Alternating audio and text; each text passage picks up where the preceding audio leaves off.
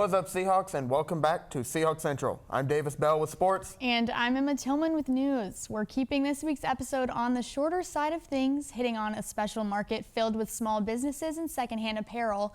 UNCW's 24-hour day of giving from the eyes of the one and only Ryan Weiner and a fun new baseball panel hosted by Dylan Thompson.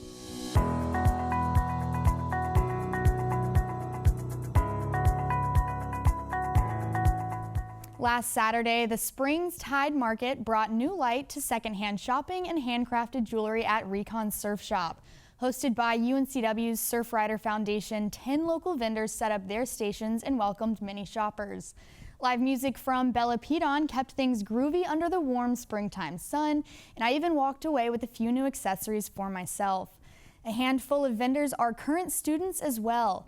Beads by Sav and by Bella Mia are just to name a few.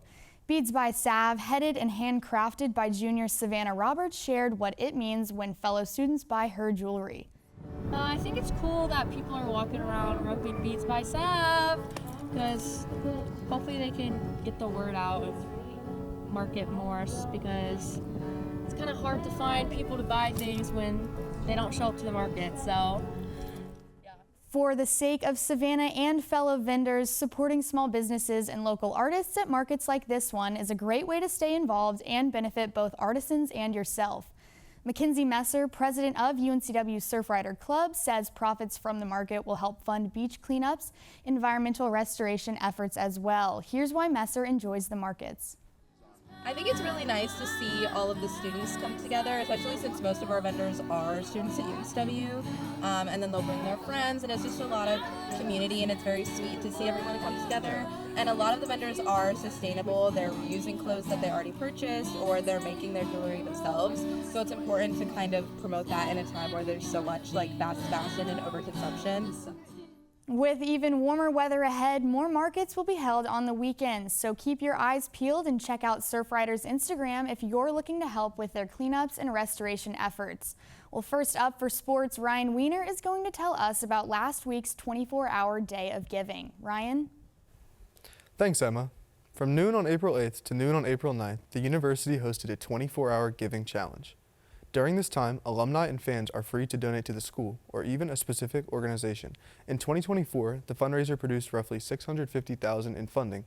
This year, 2025, the fundraiser produced $4.1 million. $3.6 million was pledged by athletic donors. UNCW women's basketball head coach Nicole Woods had this to say about the fundraiser. This is a historic day for UNCW. We are trying to reach new heights in all of our athletic programs, and we need money to do that. Thank you to everyone who gave. Like Coach Woods said, this university is seemingly keen on keeping this momentum going. And thank you, Ryan. Although this day of giving lasted a technical 24 hours, it's a simple reminder to implement giving in ways both big and small every day. Now, Davis, let's hear it. What is new with sports? Well, Emma, like you said, we've got something new in sports today, so I'll turn things over to our baseball expert, Dylan Thompson.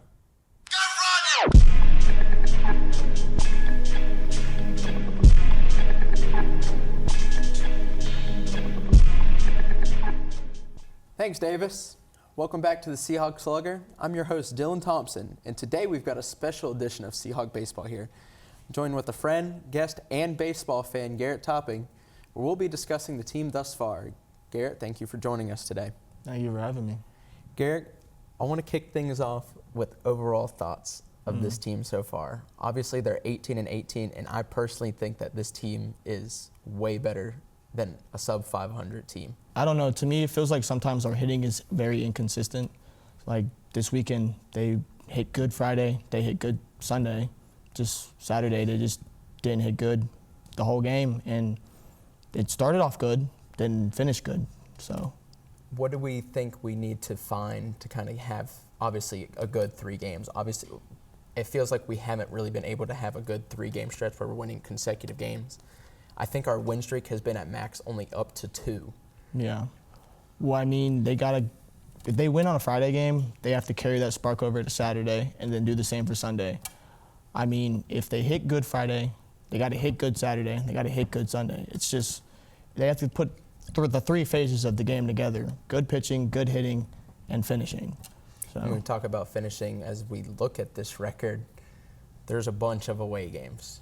And, for us, we don't get to enjoy that at Brooksfield. As nice as Brooksfield has been, we've been able to see it with the new turf and everything. And it seems like that record portrays it at Brooksfield as well, as we also have a winning record there, but not that road record, I would say. It's been quite a struggle on that road.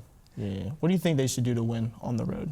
I think on the road, honestly, they got to carry what they continue to have at home. Obviously, at home in front of having, hundreds of thousands of fans at home, you're not going to have hundreds or thousands of fans traveling with you. But what you can take away from that is, I think, taking the momentum, obviously getting off to an early start, if you can find a way to do that. When I'm interviewing some of the guys, they talk about how they enjoy being out there like they were 11 or 12 years old. Go out there and be 11, 12 years old. It doesn't matter where you're going. I mean, when you're playing travel ball, which you were able to play, we like traveling. Yeah, it's fun. You want to go put on in front of the world, different stage, different atmosphere, stuff like that. So, I mean, kind of have that mentality, I think. Just kind of going out there, having fun regardless of, we know that it's an important game, but at the same time you have a similar job to do, and just, let the rest of the world see you. You want to be seen, let's get them shown. So. Yeah, I mean, when that camaraderie builds, that's when that team comes together, and that's when the team gets better as a whole, because it's not like tennis, it's not like golf. It's not a solo game. It's you and your buddies out there playing together. Right. It's a big group of guys, and obviously for through 36 games, not a lot of games left. I believe there's about 18, 19 games left, as I mentioned. Very few left at Brooksfield.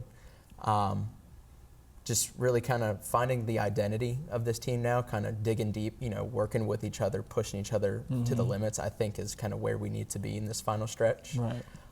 Being able to get to Charleston, being able to compete against these tougher teams, it's just going to build you, especially being on the road. Exactly. So, for me, my main thing is they had that solidified Friday guy. If they find that Saturday and Sunday guy, they're going to be in a good spot, because that's where the inconsistency lies for me, mainly. But that Friday guy, he's doing really good right now.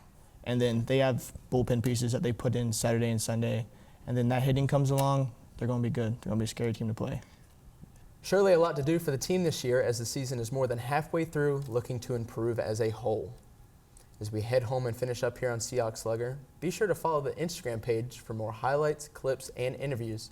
Stay up with the team this year. That's all we got here on the Slugger. I'm your host, Dylan Thompson, alongside Garrett Topping.